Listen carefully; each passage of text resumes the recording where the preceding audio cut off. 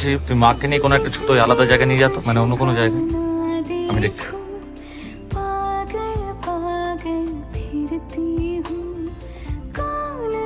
মা, এই মালিনী তুই এখানে? তো বড় মধ্যে স্টক করছে, ঘাবড়াচ্ছিস কেন?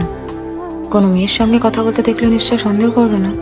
আবির, হাস দেখি কেমন পারিস। কত দিন পর দেখা বল। দিন না, বছর। কত বদলে গেছিস রে তুই, তাই না? বল। সন্দেহ করার মতন কাউকে পেলি? সন্দেহ করার মতন তো কেউ নেই।